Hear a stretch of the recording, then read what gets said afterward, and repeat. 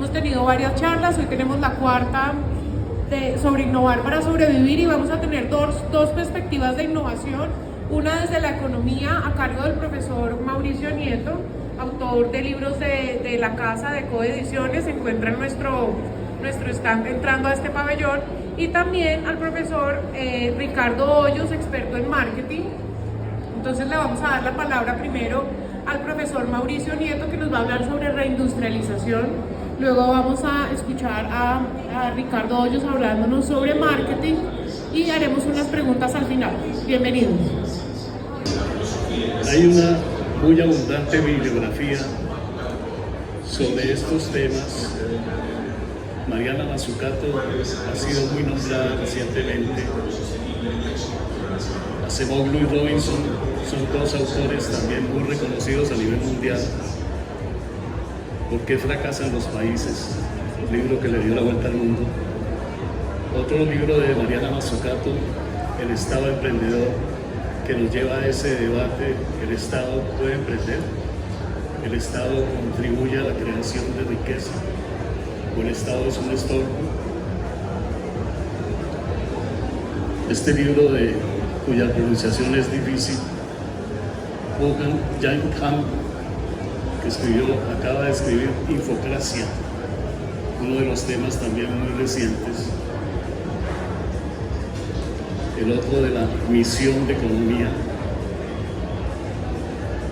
y otra cantidad de libros que tocan los temas de la industrialización en general.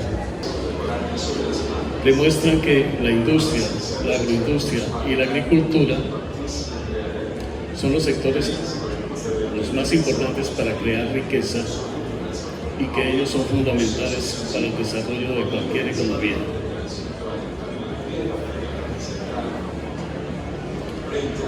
Estos libros señalan que la brecha de países como Colombia y la brecha que tiene Colombia, por ejemplo, con países exitosos como Corea, estos libros afirman que la brecha se ha generado por el adecuado o inadecuado funcionamiento de las instituciones. En Colombia en particular se ha señalado que hay dos elementos muy importantes para explicar el relativo atraso que tenemos con respecto a países como Corea, por ejemplo, todos los del sudeste asiático y algunos otros desarrollados. La cooptación de las instituciones. Colombia lleva décadas. Colombia lleva décadas con sus instituciones cooptadas por algunos grupos de interés, y creo que no es una sorpresa para nadie entender que la corrupción forma parte de esa cooptación de las instituciones capturadas por grupos de interés. Y el otro tema que caracteriza a Colombia es que no existen políticas de planeación para industrializar el país, para desarrollar su industria. Vamos a sustentar esas afirmaciones, además de la bibliografía existente.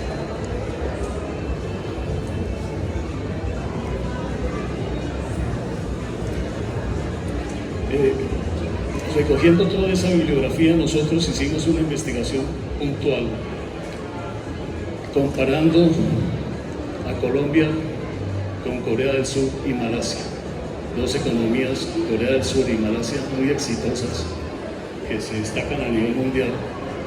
¿Y qué diferencia tienen esas economías, Corea y Malasia, con respecto a nuestro país? Se entiende claro que es el tipo de modelo económico que usted aplica en los países lo que explica un grado de desarrollo superior o inferior. Miremos como ejemplo el caso de Corea y la comparación con Colombia. Este es Producto Interno Bruto por habitante. Uno de los indicadores que disponemos de ese indicador como una aproximación importante al desarrollo económico de una nación. La línea azul es la línea de Corea y la línea roja es el Producto Interno Bruto por habitante de Colombia a través del tiempo.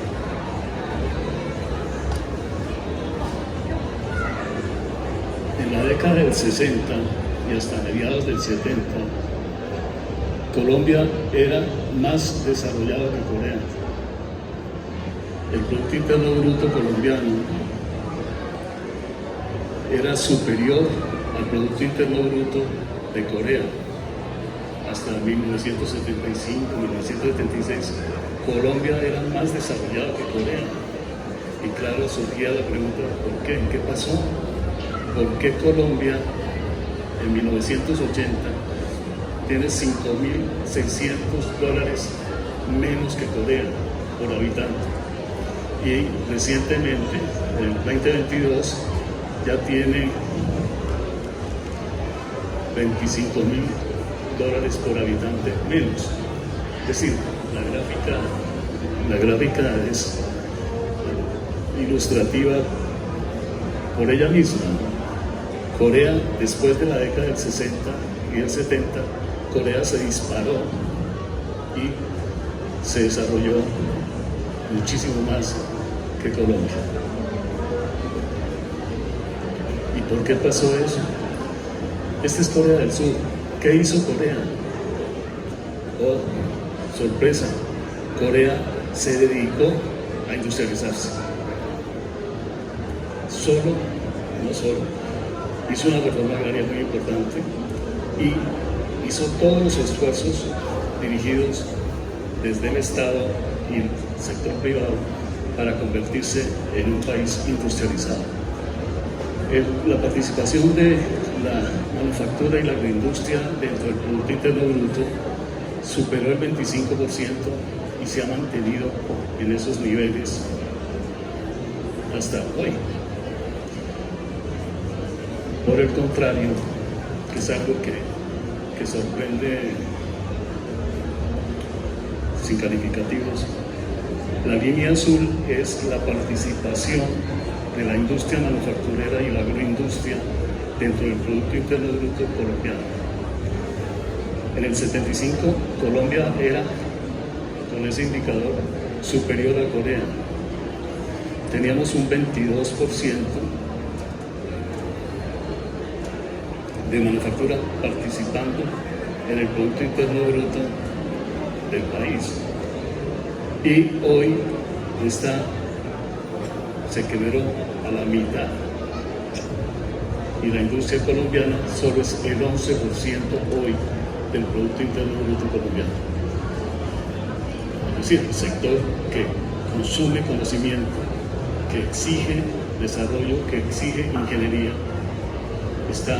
ha estado por décadas disminuyendo su participación. Y el otro sector que genera riqueza, que es la agricultura, está en 10% del Producto Interno Bruto y hoy llega apenas al 6%. Es decir, Colombia, por razones que conocemos, se dedicó a otras cosas diferentes, a industrializarse y a desarrollar agroindustria. El gráfico muestra la participación de los bienes de consumo dentro de la producción total manufacturera. El 54, en 1970, Colombia, el 54% de su producción manufacturera eran bienes de consumo, galletas, alimentos, bebidas, tabaco. Y Corea, de una forma más o menos parecida, 49%.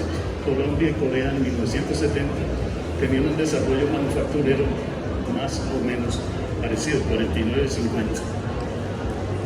En 2010, Colombia había disminuido, como uno esperaría, su producción de bienes de consumo al 39%, pero Corea pasó del 49% de producción de bienes de consumo manufacturados al 12% apenas.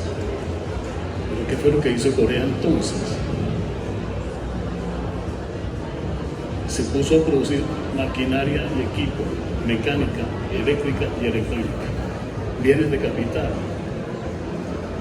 Claro, era por ahí. Los colombianos no nos dimos cuenta, claro que nos dimos cuenta. Corea, miren la cifra, pasó del 11% de producción de bienes de capital en 1970 al 51%. Es decir, Corea se volvió un gran productor de maquinaria y equipo eléctrico, electrónico, mecánico.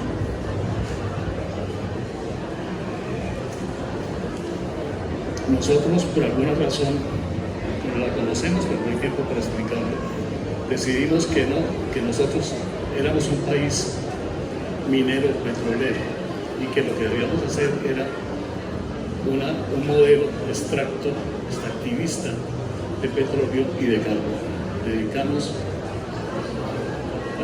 a hacer de Colombia una economía extractiva sin valor agregado en conocimiento, que les hayan conocido Cerro Matoso o Cerrejón Zona Norte, esas instalaciones mineras sin valor agregado en conocimiento. Es decir, esos productos no se extraen de la tierra, se empacan en un barco y se mandan sin agregarle ningún valor en conocimiento. Y claro, a partir de 2014, lo que está sucediendo a nivel mundial, que no depende de nosotros, la demanda por ese tipo de bienes, carbón, petróleo, ferroníquel, empezó a caer y seguirá cayendo. Cada día menos los países requieren y quieren descarbonizar sus economías. En términos de exportaciones, Colombia sigue siendo un poco monoexportador. Exporta café procesado y aceites vegetales en un 26%, metales preciosos, oro, esmeraldas, tanques y laminados de poco o casi nada valor agregado, los coquizados y los derivados del petróleo, que ahí hay valor agregado, con reficar, jabones, pinturas, farmacéuticos, resinas plásticas, ya en una proporción mucho menor.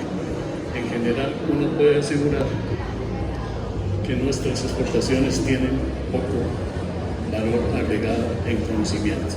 Es decir, lo que ustedes van viendo es que mientras Corea se fue dedicando al conocimiento, a producir cosas que exigen ingeniería, que exigen conocimiento, Colombia decidió que no, que eso no era importante, que era mejor dedicarnos a sacar petróleo, carbón, níquel, ferroníquel y cocaína y enviarlo, y que eso nos iba a hacer un país rico. Otro sector, sector que sí presenta una dinámica muy importante de crecimiento, es el sector financiero inmobiliario. Llegó a ser el 14%, y si hacemos una proyección de tendencia simple de ese sector en cuestión de 10 años, muy seguramente llegará a ser el 16% del Producto Interno Bruto colombiano. Es decir, el sector, yo diría que el más exitoso de este país es el financiero inmobiliario, que no crea riqueza. Es clarísimo que el sector financiero lo que hace es tomar dinero de un grupo de inversionistas y pasarlo a otro para que produzcan, para que inviertan. Sector importantísimo, sin ninguna duda, pero en sí mismo no crea riqueza. La riqueza la genera el agropecuario, el manufacturero y el agroindustrial. ¿Y qué fue lo que hizo Corea entonces? Selectividad, government y chabots. ¿Qué significa eso? Corea hoy tienen tiene centros de investigación como el Instituto Coreano de Inteligencia Artificial, que hay Instituto Avanzado de Ciencia, Tecnología de Corea, CAITS, y otros centros apoyando la investigación de la inteligencia en inteligencia artificial. Esto tiene ya algunos años y Corea se metió en la inteligencia artificial hace rato. ¿Y por qué lo haría? Recuerden que acabamos de decir que Corea empezó a producir desde 2010 bienes de capital en una proporción muy importante. ¿Y cómo hace eso? Con el gobierno, con financiación estatal y exigencias estatales. La participación, eso de government led, la participación rigurosa, abundante del gobierno en la orientación del país y de sus industrias, sin duda, es lo que ha llevado a Corea a ser lo que hoy es. Invirtió el gobierno coreano, hace inversiones masivas en inteligencia artificial, $2.000 millones fuertemente selectivas. No invierten en todo, invierten en algunas cosas específicas, ¿no? 4 o 5 sectores específicos, y ahí lo meten todo.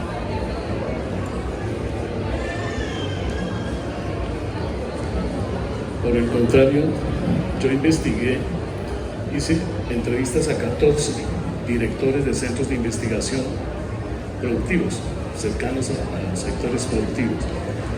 Todos ellos estuvieron de acuerdo en que las políticas, entre comillas, de investigación y desarrollo que hace Colombia son de carácter transversal, es decir, los poquiticos recursos que hay en Colombia para la investigación y el desarrollo se gastan en muchísimos sectores de manera transversal. Se invierte en todos los sectores, mientras que Corea hizo investigación y desarrollo para 4 sectores exclusivamente. ¿Y dónde están los resultados? Bueno, Corea se volvió famoso en Samsung. No todos ustedes han visto el teléfono Samsung, pero hoy Samsung está haciendo inteligencia artificial. Qué sorpresa, ¿no? Claro, son los industriales, son las industrias que fueron apoyadas por allá en 2010, las que están hoy produciendo inteligencia artificial. El GM está metido en inteligencia artificial también, claro. Kia, de pronto Corea será el que saque el primer carro celular que camina solo y que nadie lo dirigen las cejas. Seguramente está en eso, está metiendo millones de dólares a ese tipo de innovación. Y hoy, desde hace rato, Corea produce chips, electrónica profesional, y hoy está creando el centro de mayor nivel a nivel mundial de chips. Mejor dicho, es por ahí. Conocimiento. Es la producción de conocimiento. ¿Y eso qué lo hace? La industria que jalona el conocimiento exige. La industria exige ingeniería, exige que los ingenieros trabajen produciendo software. Inteligencia artificial hoy.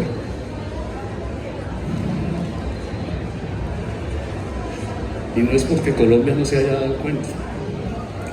En 1985, antes de que nos volviéramos neoliberales, que entráramos en la gran moda del neoliberalismo, Colombia, yo dirigí ese programa de bienes de capital, programa para el desarrollo de la industria de bienes de capital, con la Organización de Naciones Unidas para el Desarrollo Industrial, INCOMEX, Planeación Nacional y Colciencias.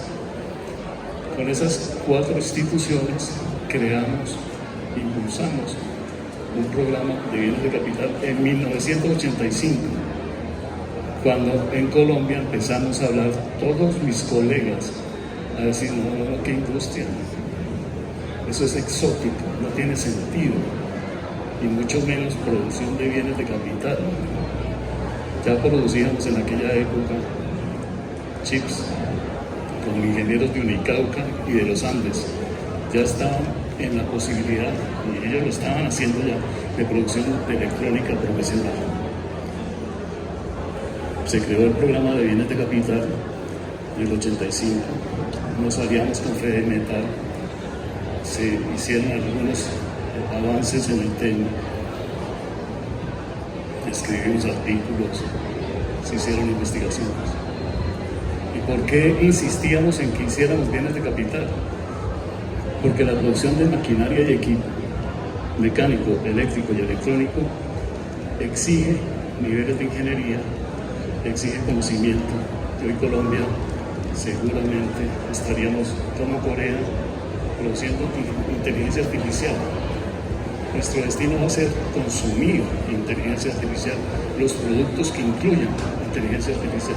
Difícilmente vamos a producirla, porque ¿quiénes son los que producen esa inteligencia artificial? Las grandes corporaciones, como ustedes vieron, con el ejemplo de Corea, 25 multinacionales que producen inteligencia artificial y son las grandes corporaciones del mundo.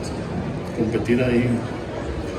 Ahora, ¿por qué decimos que Colombia podía haber producido bienes de capital? Ese barco, esa fragata, es un bien de capital de alto nivel de tecnología que lo producen los ingenieros colombianos. No, los estudiantes dicen, no, ¿cómo así? No me creen. Eso lo produce Cotecmar, porque los almirantes de la Marina colombiana dijeron, no, vamos a producir fragatas. Y el gobierno, por alguna razón, les dio carta blanca y este tipo de fragatas se producen hoy, se exportan a Corea, por ejemplo, entre otros mercados. Colombia exporta fragatas de alto nivel a Corea. ¿Qué hubiera sido este país si el programa Bienes de Capital no lo acaban? Cuando llegó en 1990, la que llaman la apertura, ¿no? El presidente Gaviria, que le dijeron neoliberal, que se puso bravo, trajo ese modelo al país y dejamos de producir bienes de capital. ¿Qué hubiera sido nuestro país si hubiéramos seguido con este tipo de emprendimientos y de industrias? Cotecmar produce buque de investigación científica marina de 83 metros de eslora. Es un astillero reconocido en toda Latinoamérica y en el mundo. ¿Y quiénes lo impulsan? Ministerio de Defensa, la Armada Nacional, la Universidad Nacional de Colombia, la Universidad Tecnológica del Bolívar y la Escuela Colombiana de Ingeniería. Este tipo de ingenieros colombianos, en los cuales alguna gente no cree, hacen cosas como esta y podrían haber hecho muchas más. Insisto, temas como el apilador recogedor de Cerrejón Zona Norte. Los ingenieros colombianos propusimos que se produjera en Colombia y muchos otros productos. Y como les contaba, chips, electrónica profesional, Colombia ya estaba empezando a producirlo, al igual que Corea. Pero decidimos que no, que éramos los de la mano invisible y que la oferta y la demanda eran las que iban a definir lo que debíamos producir y lo que no deberíamos producir. Lástima no tener más tiempo porque podríamos estarnos horas discutiendo qué pasó con la industrialización colombiana. Es retomar ese rumbo, a ver si logramos salvar algunas de las cosas que se acabaron. Gracias, doctor Nieto. Antes de pasar a unas preguntas, voy a invitar a Mauricio, a Ricardo Hoyos, que nos va a hablar de la perspectiva de la innovación desde el marketing, y al final vamos a tener algunas preguntas. Branding, el arte de marcar corazones. No estoy autorizado para hacer la promoción, pero es que yo soy profesional en mercadeo y mi tema es el mercadeo y no podría estar aquí parado y no promover mi libro. ¿sí? Entonces, pues invitarlos a que lo conozcan, y el tema de lo que voy a hablar ahora tiene que ver con el libro. La invitación que se nos hizo fue hablar de innovación, pues la idea es que teníamos dos temas, digamos que algo diferentes. Lo que plantea Mauricio en este momento, o acaba de plantear, es un tema que está enmarcado dentro de la macroeconomía. Estamos hablando de unas variables básicamente que están definiendo el futuro económico del país, que deben ser manejadas desde la política pública, etcétera, etcétera. Es decir, una visión bastante panorámica de un problema económico. La visión que traigo yo es una visión microeconómica, una visión dada desde la empresa. Entonces, la pregunta es, ¿cómo podemos ser competitivos? ¿O cómo podemos ser más competitivos? Un gerente de una empresa, el dueño de una empresa, el gerente de ventas de una empresa, todos los días se hace una pregunta: ¿cómo puedo vender más? Esa pregunta se la hace cualquier persona que tenga un negocio pequeño, mediano o grande. ¿Cómo vendo más? Yo creo que todo responsable de una empresa se acuesta, se levanta haciéndose esa pregunta. Esa pregunta que está todos los días en la cabeza. Entonces, aparecen soluciones de todo tipo, soluciones mágicas, contratar consultores y hacer una cantidad de actividades, estrategias y desplegar una cantidad de programas que de pronto a veces no funcionan para todo el mundo. Estamos hablando de innovación. Cuando hablamos de innovación, desde la teoría se habla de dos tipos de innovación: la innovación disruptiva y la innovación incremental.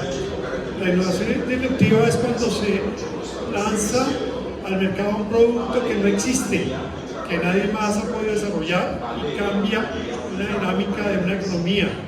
Esa innovación, pues básicamente puede ser desarrollada por grandes empresas que tienen grandes capitales y grandes departamentos de investigación y desarrollo, y pueden invertir en este tipo de innovación. La innovación disruptiva pues está en manos de Apple, de Microsoft y Samsung, las empresas que nombró Mauricio. Resulta que el 80% de empresas colombianas son medianas y pequeñas. Entonces la innovación disruptiva para la empresa colombiana no es fácil. Entonces el empresario colombiano tiene que empezar a tener creatividad para poder ser innovador. Le toca recurrir a lo que conocemos como la innovación incremental. Hacer aquellos pequeños cambios que lo puedan llevar a ostentar una ventaja competitiva grande frente a la competencia, pero se hace a través de pequeñas actividades, estrategias y victorias que realmente se van acumulando a través del tiempo, para que a través de la suma de ellas se pueda tener realmente una ventaja competitiva diferente a la competencia. Entonces aparece la marca como un elemento importante a través de la cual se puede hacer innovación y se puede mejorar la posición competitiva de una empresa. Entonces, el punto que yo quiero dejar claro aquí, de parte mía, el punto que quiero transmitir, la esencia, lo que quiero decir, es decir, que la marca no es un elemento gráfico, como mucha gente cree, sino que la marca es un elemento estratégico. Y es parte de lo que yo planteo en mi libro. Cuando uno habla de marca, cuando uno habla de branding, todo el mundo se imagina un logotipo. Vamos a diseñar un logotipo, vamos a definir los colores marcarios, vamos a poner el nombre de la marca y vamos a hacer una comunicación muy agresiva de la marca frente a los grupos objetivos a los cuales va dirigida esta marca. Entonces, lo que yo quiero señalar es que la marca es un elemento que trasciende el tema eminentemente gráfico y se convierte en un elemento estratégico.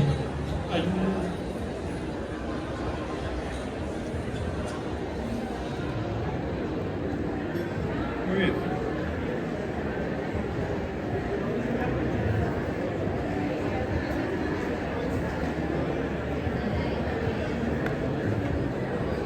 Muy bien.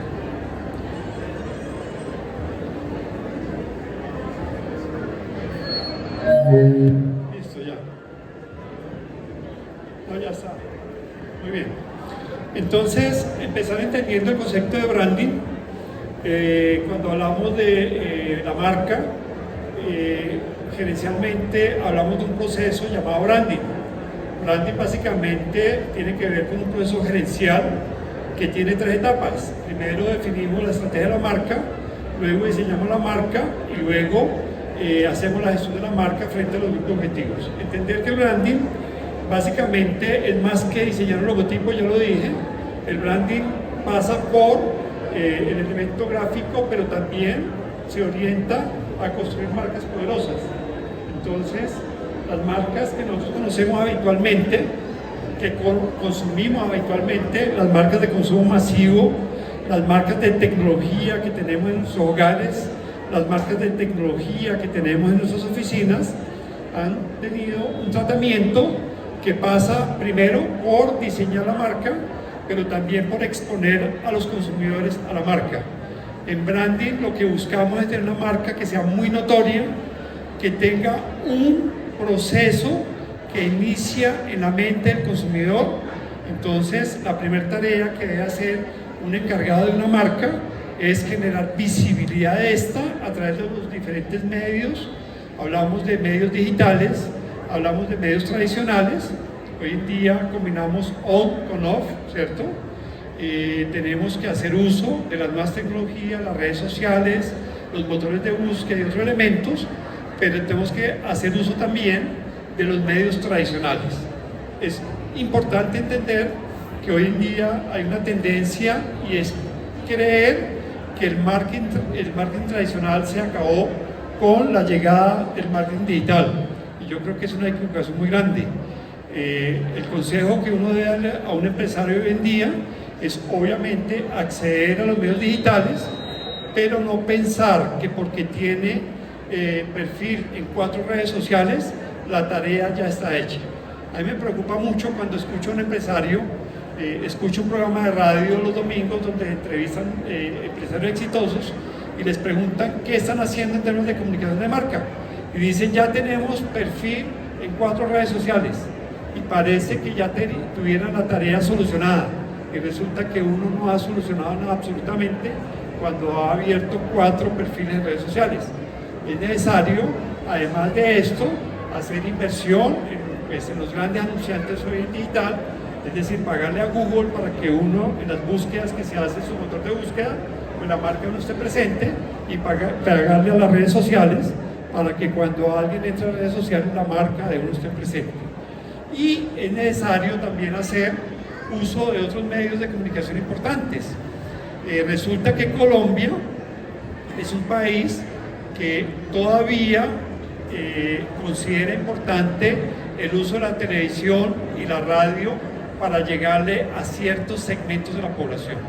Si uno quiere llegar a un niño de 18 años, seguramente las redes sociales son el único medio importante para llegar a él. A un niño de 18 años de un nivel socioeconómico medio y alto. Pero si uno quiere llegar a una población adulta que tiene que está en unos niveles socioeconómicos medios bajos y bajos, definitivamente el consumo de medios para estas poblaciones pasa por la televisión abierta y pasa por la radio. Para el 2022, la inversión en televisión en Colombia fue el 25% de todo el presupuesto que se hizo en Colombia. A ver, el 50% de lo que se invirtió en Colombia en el 2022 fue digital. ¿Estamos de acuerdo? El 50% de todo lo que se invirtió en Colombia en 2022 fue digital. Uno no puede negar que digital llegó para quedarse, pero hay que reconocer las cifras cuando diseñamos una estrategia de comunicación en marketing. El 25% de la inversión que se hizo en 2022 en Colombia, el 25% fue televisión y el 12,5% de lo que se invirtió fue radio. Quiere decir que 2 medios tradicionales como la televisión abierta y la radio sumaron el 37,5% de la inversión publicitaria. ¿Qué quiere decir? Que si vamos a hacer un plan de medios, hoy en día no podemos quedarnos solamente pensando en lo digital, sino que tenemos que considerar que los medios tradicionales siguen siendo importantes. Entonces, cuando hablamos de visibilidad estamos hablando de eso. ¿Cuál es la estrategia de medios que vamos a utilizar para llegarle a un grupo objetivo?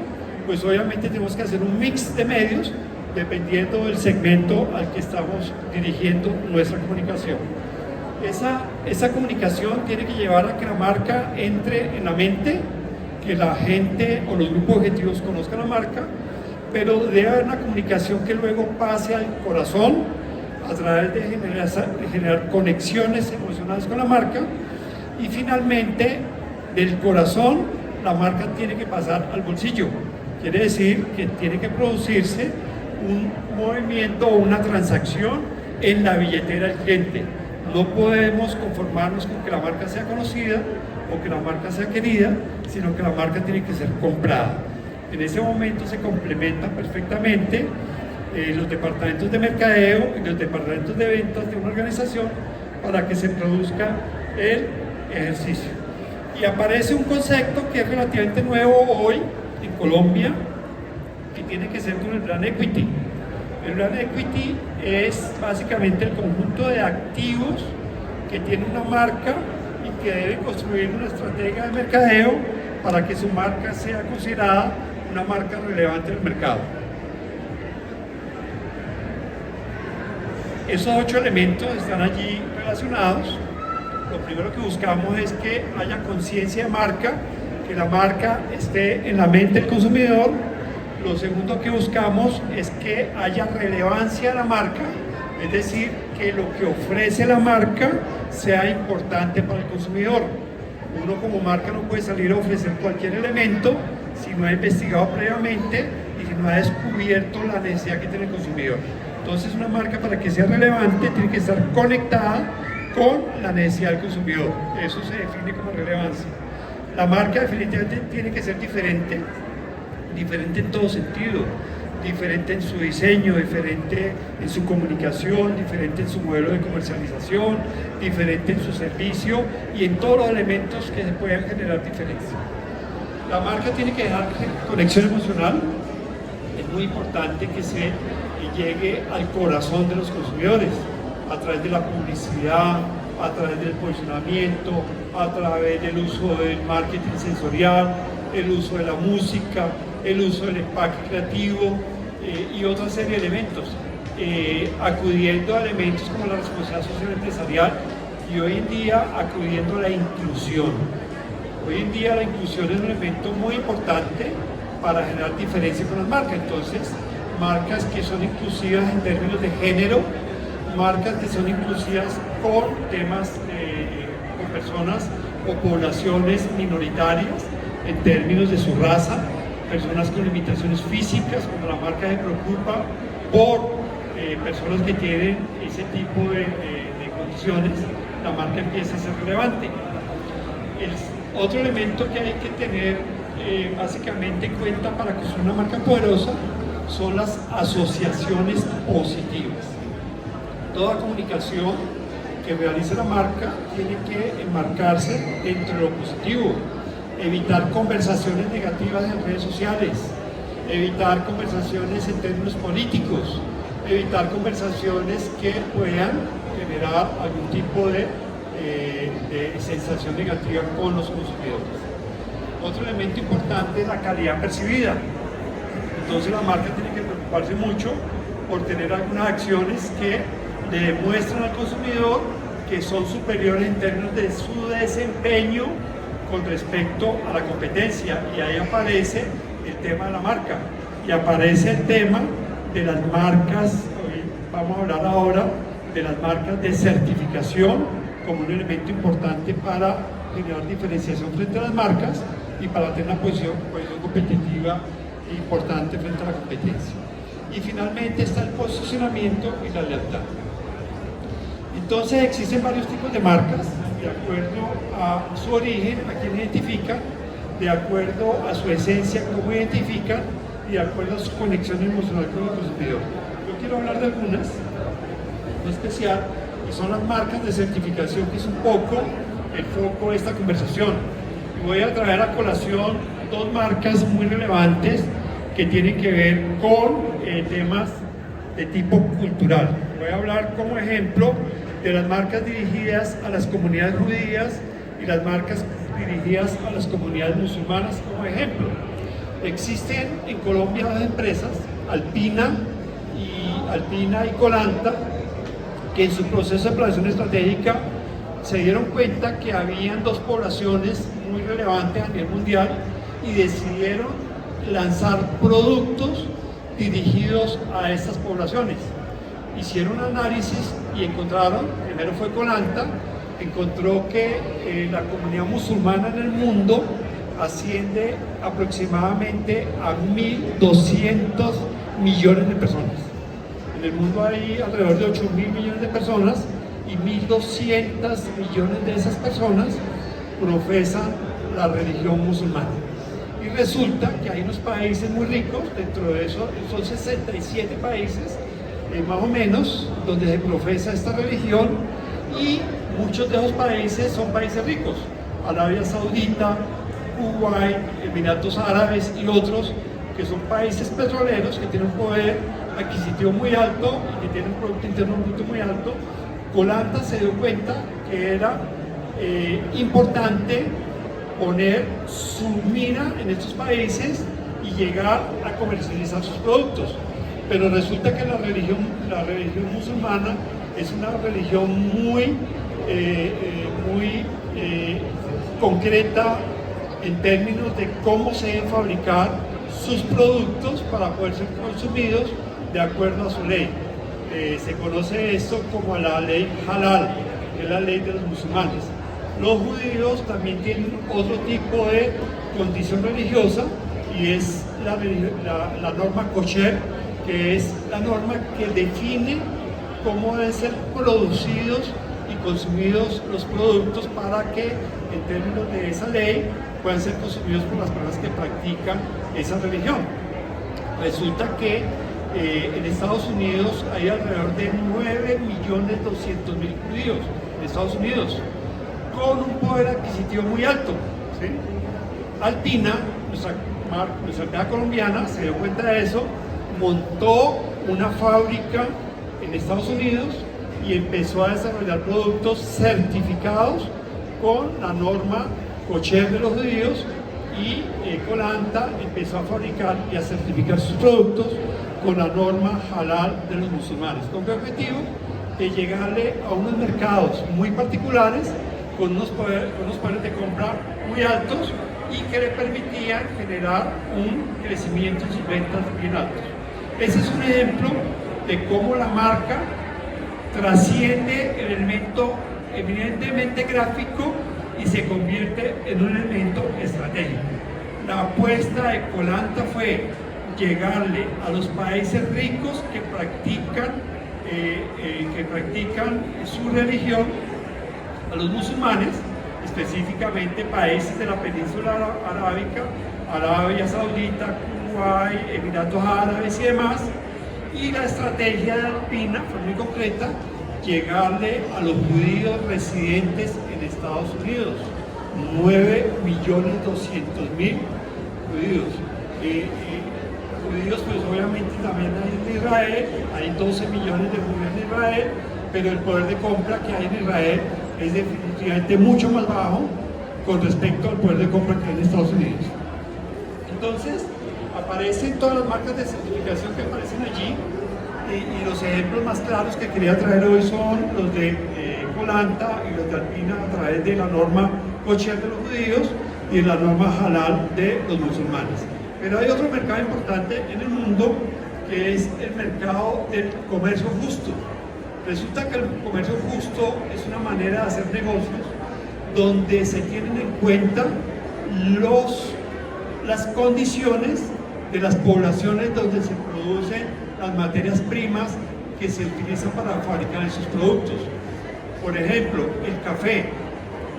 Producimos café en Colombia, producimos café en América Central y en otros países del sur del mundo, que son países pobres, y este café se utiliza como materia prima por grandes multinacionales que son consumidos en el norte del mundo, que son países ricos. Y resulta que en una época las condiciones que se ponían a estas poblaciones productoras de estas materias primas, el café como un ejemplo, pero hay otras materias primas, esas condiciones eran demasiado poco justas con sus productores. Y resulta que el mundo se dio cuenta de esto, especialmente Europa, y empezaron a generar un movimiento a partir de más o menos 1964, donde hay unos mercados, en Europa especialmente, que privilegian la compra de productos que están certificados con el sello de comercio justo. Ese mercado representó para el 2018 más o menos 10.000 millones de dólares. Entonces es una cifra bastante importante. Entonces el empresario que quiera tener presencia en estos mercados donde hay un poder de compra muy alto, una sensibilidad muy alta por marcas que estén produciendo, garantizando adecuadas condiciones para los proveedores en términos de lo que se paga por sus materias primas, donde no hay trabajo, donde se garantiza que no hay trabajo infantil, donde se garantiza que hay igualdad de género, que se le paga igual al hombre como a la mujer. Hay abierto un mercado que está garantizado en Europa a través de lo que conocemos como una marca de certificación del mercado justo, y que todo empresario que quiera trabajar en esas condiciones seguramente va a tener acceso a estos mercados con una rentabilidad muy alta y una aceptación muy alta por parte de sus mercados. Entonces, las reglas de juego están dadas para todos. Estamos en un mercado abierto, en un mercado transparente, donde las marcas pueden competir de una u otra manera, y el marketing a través de las marcas que tienen que ver con el mercado justo, las marcas que respetan, cuando hablamos de cosméticos, que no hacen pruebas con animales, ese tipo de marcas que son consideradas marcas de certificación están teniendo una acogida muy fuerte en mercados con un poder de compra muy alto y con una conciencia ambiental y una conciencia social muy alta. Entonces, ya para cerrar, entender que la marca, más que un logotipo y más que unos colores, nos puede generar a los empresarios medianos y pequeños una posibilidad muy importante cuando tratamos de buscar mercados que son sensibles a empresas que respetan el medio ambiente, marcas que respetan o que promueven la igualdad y la inclusión de los consumidores, de los trabajadores y de los proveedores. Básicamente ese era el mensaje que quería traer hoy, que quería compartir hoy con ustedes. Ojalá haya sido claro y ojalá deje en ustedes una idea bien importante en este término o en este tipo de marcas. Muchas gracias. Muchas gracias, Ricardo, por la presentación. Yo tengo un par de preguntas, pero no sé si alguno de los asistentes quiera hacer una pregunta a Mauricio o Ricardo. Muy buenas tardes. Una pregunta más enfocada ahorita cómo funcionan las marcas con el neuromarketing, los elementos que presenta el neuromarketing y la inteligencia artificial en tu branding, con el branding de cualquier negocio.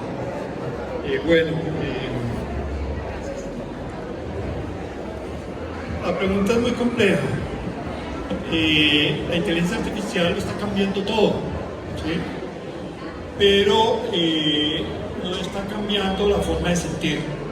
Yo le puedo decir a la inteligencia artificial que me diseñe un logotipo, le puedo decir que me diseñe el nombre de una marca, pero no es fácil que me diga cómo conectarme emocionalmente con los consumidores.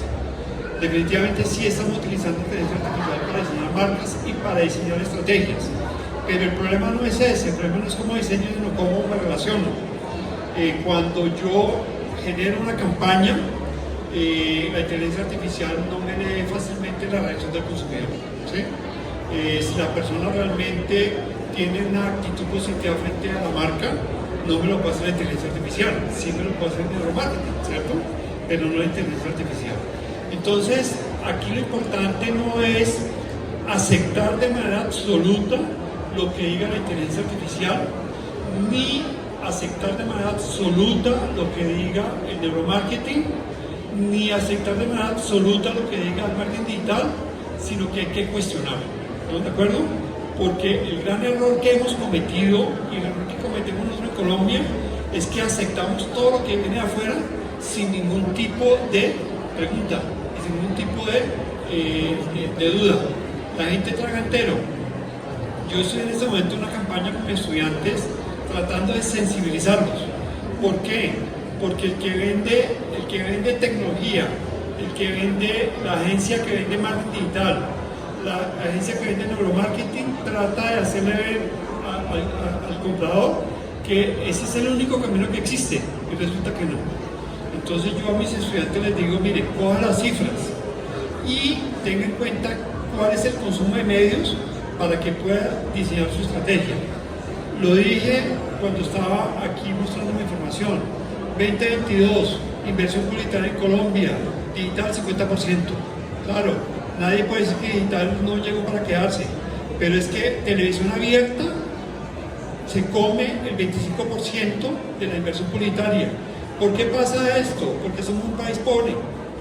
Si nosotros comparamos Europa y Estados Unidos con Colombia, son mundos diferentes. Pero es que Colombia, América Latina y el sur del mundo son países pobres donde la televisión abierta y la radio siguen funcionando. Las cifras del 2024 digital en el mundo van el 60%. En el mundo, 60%. Pero ese 40% todavía es una oportunidad importante para los medios tradicionales como la televisión, la radio y otros medios. Entonces, sí, inteligencia artificial llegó para quedarse, digital llegó para quedarse, pero no podemos asumirlo sin cuestionar qué pasa en los países del tercer mundo, donde la penetración de la tecnología no es la misma penetración que hay en los países ricos.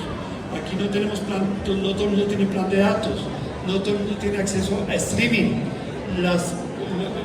Los segmentos medios bajos les toca recurrir a medios que son gratuitos todavía, y por eso estos medios tradicionales están funcionando todavía. Yo le digo a mis estudiantes, 2024, 2025, 2026, los medios tradicionales seguirán siendo importantes todavía. En el 2027, no sé todavía, hablamos más adelante. Pero hoy en día tenemos que hacer combinación de los dos medios para no quedarnos sin cubrir ciertos segmentos que no tienen acceso a tecnología, que no tienen acceso a datos y que tienen la capacidad de pagar elementos que pueden pagar países ricos como en Estados Unidos y como los países de Europa. Muchas gracias.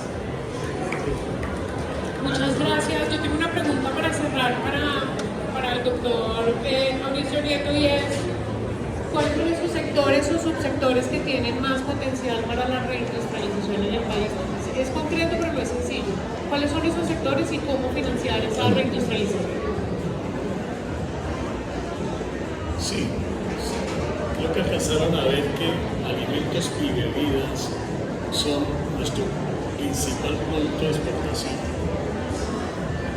Eso tiene nacimientos. Pero en alimentos y bebidas hay un campo de investigación y desarrollo amplísimo que podría generar nuevos productos y nuevos procesos. Ahí tenemos un terreno para abordar. Y hay otros sectores como café. Seguimos exportando, estamos importando café biofilizado, descafeinado, chichinacatas. O sea, si agregamos valor de conocimiento al café, son productos que se comercializan mucho mejor que la marca se ha posicionado. Juan Valdez, Buen Día, son marcas que en el mundo son reconocidas. El nombre de Coca, el bigote, también que es reconocido, pero si le agregamos a eso valor en conocimiento, liofilizado, descafeinado, granulado, todos esos avances de conocimiento hacen que el producto sea mucho más competitivo. Hay otra cantidad. Y miren, a mí me agrada mucho porque estuve en algunos de sus orígenes, Cotecmar, hacer fragatas de altísimo nivel de tecnología que se exportan en Colombia y se exportan a países tan desarrollados y en esos renglones como Corea. Es decir, ir hacia una sociedad del conocimiento es la tarea, gigantesca tarea, pero la tarea. ¿Qué sectores?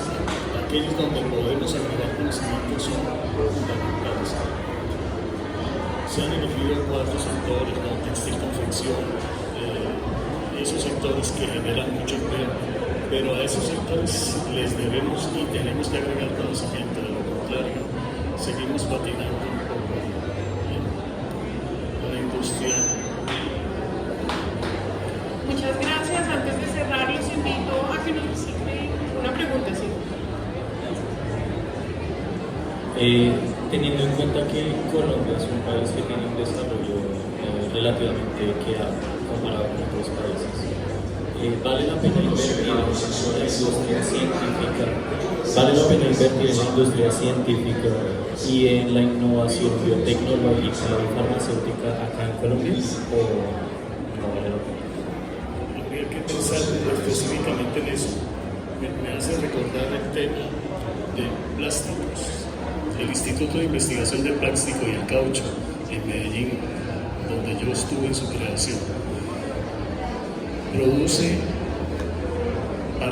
partes, resinas para el cerebro, cosas de altísima tecnología, pero si usted habla con ellos, le dirán, no tenemos financiación.